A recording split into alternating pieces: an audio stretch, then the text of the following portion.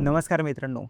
40% जास्त आज intraday traders ही एक स्ट्रॅटेजी वापरत आहे आणि त्या स्ट्रॅटेजीचं नाव आहे ORB, ओपनिंग रेंज ब्रेकआउट.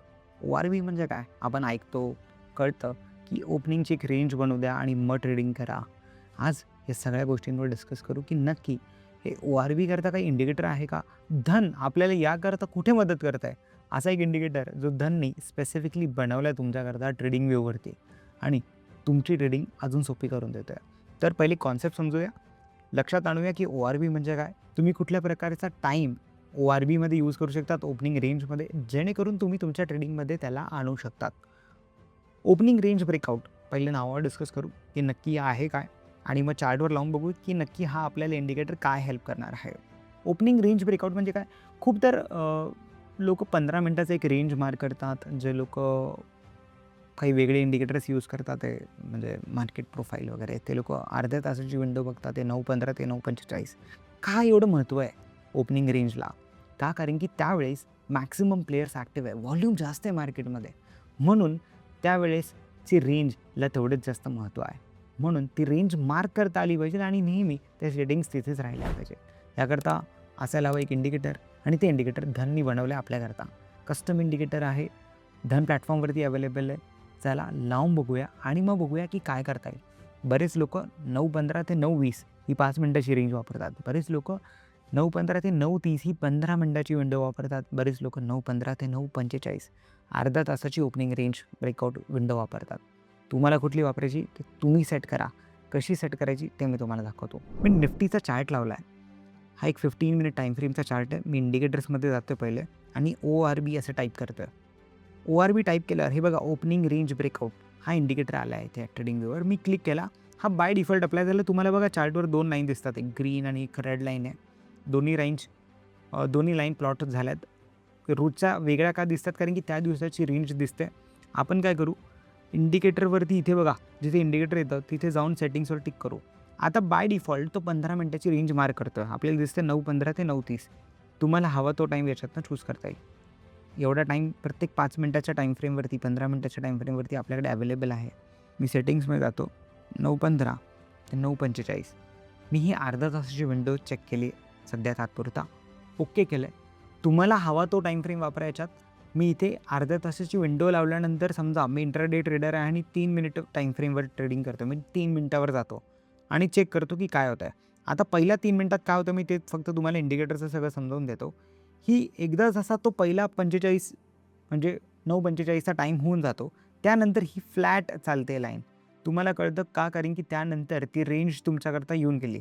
पहिल्या 3-3 मिनिटाला बघा तुम्हाला वरती डॉट सरकताना का दिसतात आहे? का? कारण की हाय वरती जातोय आणि का वर जातोय? कारण की 9:45 पर्यंत आपण बघणार आहोत की काय हाय आणि लो काय असणार आहे. तर मी अर्ध्या तासाची रेंज बघतोय. त्यामुळे ही वरती जाऊन सेटल झाली आणि सेटल झाल्यानंतर मला काय हवं?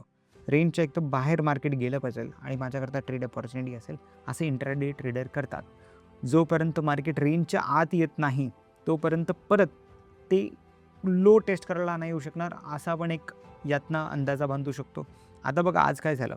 ब्रेकआउट आला, खाली आलं, रेंजच्या मध्ये थोडंसं 9:45 नंतर मार्केट आणि वर गेला आणि या रेंजचा हा जो हाय होता पॉईंट 9:45चा तो इथे ब्रेक झाला.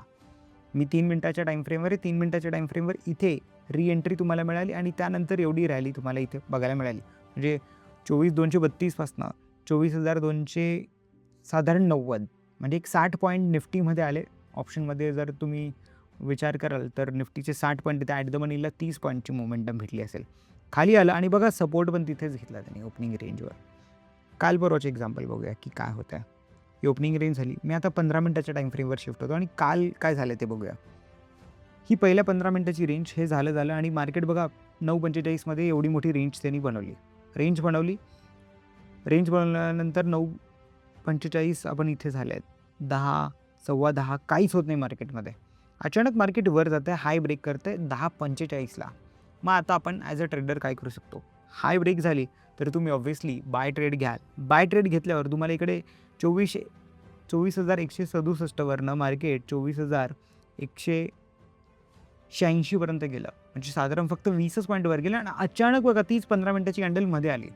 अशा केसमध्ये तुम्ही काय करू शकता माहिती आहे? याला म्हणतात ब्रेकआउट फेलियर. म्हणजे ओपनिंग रेंजचा जो ब्रेकआउट होता ना, त्याला फॉलो थ्रू न होता ब्रेकआउट फेलियर झाला. असं समजू पहिला ट्रेड आपला चुकला आणि त्यात लॉस झाला. पण इमिजिएटली जर तीच कॅन्डल किंवा नेक्स्ट कॅन्डल म्हणजे सेकंड कॅन्डल, चालू कॅन्डल जी ब्रेकआउट देते ती किंवा त्याच्या पुढची कॅन्डल जर रेंजच्या आत आली, तर असं समजा की पुढच्या साईडला त्या रेंजच्या खालच्या लेवलपर्यंत किंवा त्याच्याही खाली मार्केट जाऊ शकतं. तुम्हाला इथे इंडिकेशन मिळालं असतं की ब्रेकआउट फेलियर आहे. मी हा आता वरचा स्टॉप लॉस ठेवून ब्रेकआउट फेलियर ट्रेड करू शकतो. हेही आपल्याला ओपनिंग रेंज ब्रेकआउटमधनं कळतं. ओपनिंग रेंज ब्रेकआउटला वापरायचा ही एक दुसरी पद्धत आहे की ब्रेकआउट तर ट्रेड करायचेच आपल्याला, पण ब्रेकआउट फेलियर झालं का नाही हे कसं ठरवता येईल. तर ब्रेकआउट फेलियरच्या आपण कंडिशन्स आता बघितल्या. ब्रेकआउट फेलियर आपण कधी म्हणणार, समजा ज्या कॅन्डलने ब्रेकआउट दिला त्या कॅन्डलनेच रिव्हर्सल आणलं, क्लोजिंग खाली आणलं किंवा त्याच्या पुढच्या कॅन्डलने रिव्हर्सल आणलं लगेचच, तर आपण म्हणू ब्रेकआउट फेलियर झालं. 5-6 कॅन्डल तिथे स्पेंड झाला टाईम, आपण असं नाही म्हणणार की ब्रेकआउट फेलियर आहे, कारण की ॲक्युम्युलेशन होऊ शकतं असं आपण अंदाजा बांधू शकतो. तर यामुळे या सगळ्या गोष्टींचं तुम्हाला लक्ष ठेवायची गरज आहे. आणि शक्यतो तुमचा जो ब्रेकआउट आहे म्हणजे सकाळची जी अर्ध्या तासाची रेंज आहे ना, मी अर्ध्या तासाचं एक्झाम्पल घेतलं, तुम्ही 15 मिनिटाची रेंज वापरू शकता. त्यानंतर तुम्हाला ठरवायचं आहे की तो ब्रेकआउट किती लवकर आला तर तुम्हाला पुढचा ट्रेड घ्यायचा. कारण की ॲज अ इंट्राडे ट्रेडर तुम्हाला एक गोष्टीकडे लक्ष द्यायची गरज आहे की ब्रेकआउटची रेंज तुम्ही ठरवून घेतली, ORB इंडिकेटरही तुम्हाला मिळाला, तुम्ही यावरती तुमचे अलर्ट्सही लावू शकता. धनमध्ये एक फायदा काय, तुम्ही यावर क्लिक कराल आणि तुम्हाला इथे दिसेल बघा की तुम्हाला काय काय करता येईल. तेवढ्या सगळ्या गोष्टी आहे, सेटिंग्स आहे आणि ॲड अलर्ट आहे बघा. मला ब्रेकआउटची रेंज कळाली आणि मी निफ्टीवरती ॲड अलर्ट केला. मोबाईलमध्ये तुमचा जर ॲप असेल, तुम्ही डेस्कटॉपवर बसलेला असेल, तर तुम्हाला त्या ब्रेकआउट होताना, कारण की तुम्हाला ती लेवल कळाली इंडिकेटरमुळे, तर तुम्ही इथे अलर्टही सेट करू शकता. जेणेकरून तुम्हाला स्क्रीनसमोर बसायची गरज नाही. तुम्हाला कळून जाईल लगेचच की लेवल ब्रेक होत आहे. तुम्हाला ट्रेड घ्यायचा असेल तर तुम्ही लगेच स्क्रीनसमोर येऊन तुमचे ट्रेड्स प्लॅन करू शकतात. हे फायदे आहेत असं रेंज ब्रेकआउट्स इंडिकेटरचे आणि त्यावर लावून अलर्ट्सनी तुमची सिस्टम आणि टेक प्लॅटफॉर्म्स वापरायचे. कारण की ट्रेडरला या सगळ्या गोष्टींची खूप गरज आहे. या सगळ्या गोष्टी पाहिजे तेव्हा ट्रेडिंग अजून सोपी करता येऊ शकते. तो ओपनिंग रेंज ब्रेकआउट तुम्ही कशी वापरताय, तुम्ही काय करताय, तुम्हाला यात काही अडचण आहे का? सिम्पल स्ट्रॅटेजी आहे. रेंज प्राइस ॲक्शन बेसिस यावरती आपण कुठले इंडिकेटर्स नाही लावले. तुमच्याकडे असतील तर तुम्ही लावा, याची अजून इफिशियन्सी वाढवा. हे नक्कीच करता येऊ शकतं. काही प्रश्न असले तर कॉमेंट करून नक्की आम्हाला विचारा. आणि तुम्हाला हा व्हिडिओ आवडला असेल तर लाईक करायला विसरू नका आणि तुमच्या मित्रांबरोबर शेअर करायला विसरू नका. तर भेटूया पुढच्या व्हिडिओमध्ये. धन्यवाद.